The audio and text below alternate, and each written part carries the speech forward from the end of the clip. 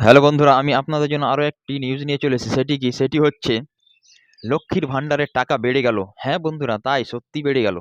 ৫০০ টাকার বদলে ১,০০০ টাকা করে পাবেন। কি করে পাবেন, কখন পাবেন, কবে পাবেন, এই ভিডিওর মাধ্যমে বিস্তারিত আপনাদের সাথে আলোচনা করব। হ্যাঁ বন্ধুরা, তার আগে একটা জিনিস, আপনারা যদি আমার চ্যানেলটিকে এখন পর্যন্ত সাবস্ক্রাইব না করে থাকেন তাহলে অতি শীঘ্রই আমার চ্যানেলটিকে সাবস্ক্রাইব করে বেল বাটনটি বাজিয়ে দিন। চলুন বন্ধুরা, ভিডিও সময় নষ্ট না করে ভিডিও বিস্তারিত জানি। দিল্লির মসনদ দখলের লড়াইয়ে নামার আগেই বাংলার মা বোনদের মুখে হাসি ফোটালো রাজ্য সরকার। বেড়ে গেল লক্ষ্মীর ভাণ্ডারের অনুদানের পরিমাণ। বৃহস্পতিবার বিধানসভায় রাজ্যে বাজেট পেশের সময় অর্থ প্রতিমন্ত্রী চন্দ্রিমা ভট্টাচার্য রাজ্যের এই সুপারহিট সামাজিক প্রকল্পের অনুদান বৃদ্ধির কথা ঘোষণা করেন। লক্ষ্মীর ভাণ্ডারে সাধারণত শ্রেণীর মহিলাদের ভাতা ৫০০ টাকা থেকে বেড়ে ১,০০০ টাকা হলো। আর তপশিলি জাতি এসসি ও তপশিলি উপজাতি এসটি মহিলাদের ১,০০০ টাকা থেকে ভাতা বেড়ে হলো ১,২০০ টাকা। বাজেট বক্তৃতায় অর্থমন্ত্রী জানিয়েছেন, এর ফলে রাজ্যের ২,১১,০০,০০০ মহিলা উপকৃত হবেন। অনেক দিন ধরেই লক্ষ্মীর ভাণ্ডারের ভাতা বৃদ্ধি নিয়ে জল্পনা চলছিল। মাসখানেক থেকে খারিজ করে দেওয়া হয়। এইদিকে দুর্নীতি ইস্যুতে রাজ্য সরকারের ভাবমূর্তি বেশ কিছুটা খারাপ হয়েছে। তাই লোকসভা নির্বাচনের আগেই কোনো একটা ধামাকা দরকার ছিল মমতা বন্দ্যোপাধ্যায় সরকারের। আর সেটাই এলো লক্ষ্মীর ভাণ্ডারের ভাতা বৃদ্ধি ঘটনার মধ্যে দিয়ে।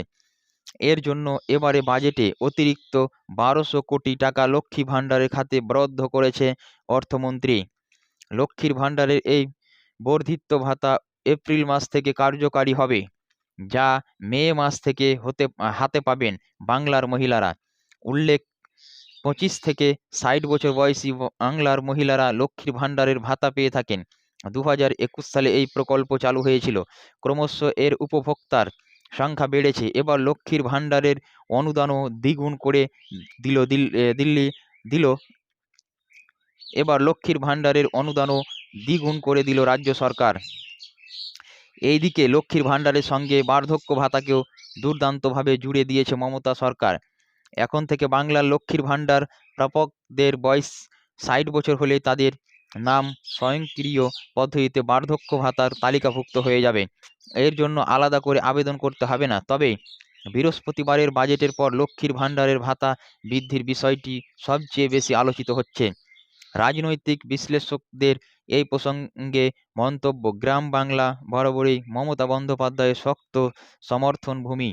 নানান বিতর্কে সেখানে অল্প বিস্তর ফাটলের রেখা দেখা গেলেও লক্ষ্মীর ভাণ্ডারের ভাতা বৃদ্ধি এক দুর্দান্ত মাস্টার স্ট্রোক হতে পারে।